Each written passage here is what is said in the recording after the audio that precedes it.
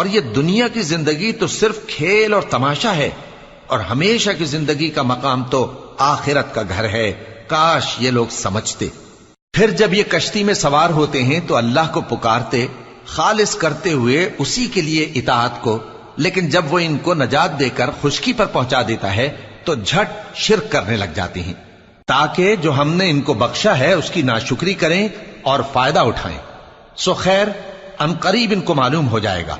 کیا انہوں نے نہیں دیکھا کہ ہم نے حرم کو مقام امن بنایا ہے اور لوگ ان کے گرد و نواح سے اچک لیے جاتے ہیں؟